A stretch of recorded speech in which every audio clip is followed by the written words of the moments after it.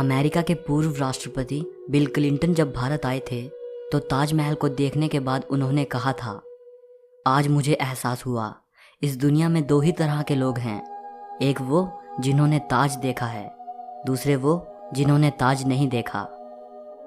होंगी इस दुनिया में एक से बढ़कर एक खूबसूरत इमारतें, लेकिन ताज जैसी कोई नहीं, क्योंकि इसकी बुनियाद में एक बादशाह ने अपना दिल रखा है। आज इस वीडियो को आखिर तक ज़रूर देखना। आप ताजमहल के बारे में 22 ऐसी बातें जानोगे जो शायद ही आपने पहले कभी सुनी होंगी। नंबर 22। हज़ारों टूरिस्ट जो ताजमहल देखने आते हैं वो ये नहीं जानते कि जो वो सामने देख रहे हैं वो ताजमहल का पिछला हिस्सा है। दरअसल जो शाही दरवाज़ा है वो नदी के किनारे दूसरी तरफ है। आज ज़्यादातर टूरिस्ट ताज को वैसा नहीं देख पाते जैसा कि शाहजहां चाहते थे। मुगल काल में ताज तक पहुंचने के लिए नदी ही मुख्य रास्ता थी। ये एक तरह का हाईवे था। बादशाह और उनके शाही मेहमान नाव में बैठकर आते थे। नदी के किनारे एक चबूतरा हुआ करता था। नदी बढ़ती गई और वो बहुत पहले ही नष्ट हो गया। बादशाह और उनके मेहमान उसी चबूतरे से ताज आया करते थे।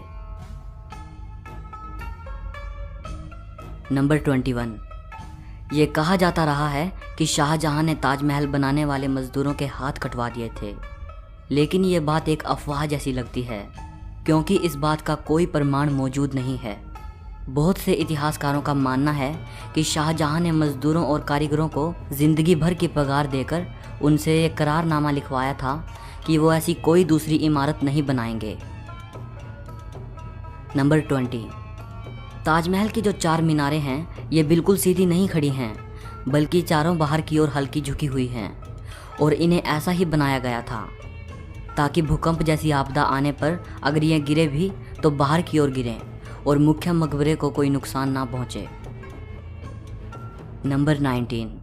कुतुब मीनार भारत की सबसे ऊंची मीनार है, लेकिन शायद आपको जानकर हैरानी हो, ताजमहल की ऊंचाई कुतुब मीनार से भी ज़्यादा है। ताजमहल 73 मीटर ऊंचा है, जबकि कुतुब मीनार की ऊंचाई 72.5 मीटर है। नंबर 18। दुनिया में जितनी भी ऐतिहासिक इमारतें मौजूद हैं उनमें से सबसे सुंदर कैलीग्राफी ताज पर हुई है। जैसे ही आप ताज के बड़े दरवाजे से अंदर जाते हो, दरवाजे पर लिखा ये सुलेख आपका स्वागत करता है। हे आत्मा, तू ईश्वर के पास विश्राम कर, ईश्वर के पास शांति के साथ रहे और उसकी परम शांति तुझ पर बरसे।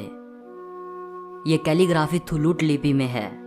इस कैलीग्राफी को डिज़ाइन करने वाले का नाम अब्दुल हक था, जिसे ईरान से बुलाया गया था।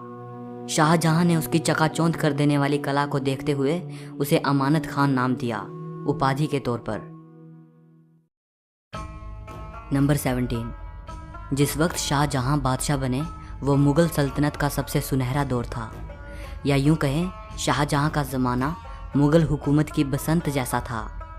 चारों तरफ अमन और खुशहाली थी। प्रजा के लिए बादशाह का हुक्म ही सबसे ऊंचा होता था।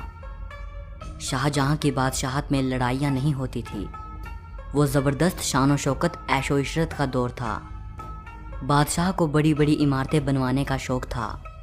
उन्होंने मुगल वास्तुकला के साथ भारत के प्राचीन इतिहास को मिला दिया था। नंबर 16। ऐसी भव्य इमारत दुनिया ने पहले कभी नहीं देखी थी। इसके लिए सफ़ेद संगमरमर राजस्थान के मकराना से लाया गया था। जेड और क्रिस्टल चाइना से मंगवाया गया था। लैपिस लाजुली अफ़गानिस्तान से आया था। टर्कोइस तिब्बत से, जैस्पर पंजाब से, सैफायर श्रीलंका से और कार्नेलियन अरब से आया था। कुल मिलाकर ऐसे ही 28 किस्म के बेशकीमती रत्नों को सफ़ेद संगमरमर में जड़ा गया था। इन सब चीज़ों को विदेश से आगरा लाने के लिए 1000 से भी ज़्यादा हाथी इस्तेमाल किए गए थे। नंबर 15। ताजमहल आज से करीब 400 साल पहले 1631 में बनना शुरू हुआ था और ये 22 साल बाद 1653 में पूरा हुआ। इसका निर्माण 20,000 कारीगरों और मज़दूरों ने किया था। वास्तुकला का इससे शानदार नमूना दुनिया में दूसरा कोई भी नहीं।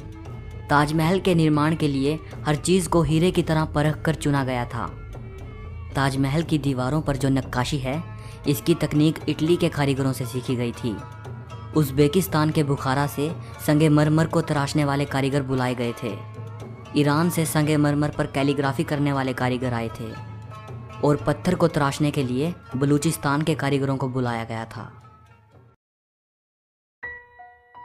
नंबर 14। 1857 की क्रांति के दौरान अंग्रेज़ों ने ताज को काफ़ी नुकसान पहुंचाया। उन्होंने लैपिस लाज़ुली जैसे कई बेशकीमती रत्नों को ताजमहल की दीवारों से खोदकर निकाल लिया था। नंबर 13। ताजमहल के मुख्य गुंबद का जो कलश है, किसी ज़माने में वो सोने का हुआ करता था। 19वीं सदी की शुरुआत में सोने के कलश को बदलकर कांसे का कलश लगा दिया गया। नंबर 12। दावे के साथ नहीं कहा जा सकता कि ताजमहल को किसने डिज़ाइन किया था, लेकिन यह कहा जाता है कि 37 लोगों की एक टीम ने मिलकर ताजमहल का नक्शा तैयार किया था। ये 37 वास्तुकार दुनिया के दूर दूर के कोनों से बुलाए गए थे। नंबर 11। ताजमहल की नींव बनाते समय ताज के चारों ओर बहुत से कुएं खोदे गए। इन कुओं में ईंट पत्थर के साथ साथ आबनूस और महोगनी की लकड़ियों के लट्ठे डाले गए। ये कुएं ताज की नींव को मजबूत बनाते हैं। आबनूस और महोगनी की लकड़ियों में ये खासियत होती है कि इन्हें जितनी नमी मिलती रहेगी, ये उतनी ही फौलादी और मजबूत रहेंगी।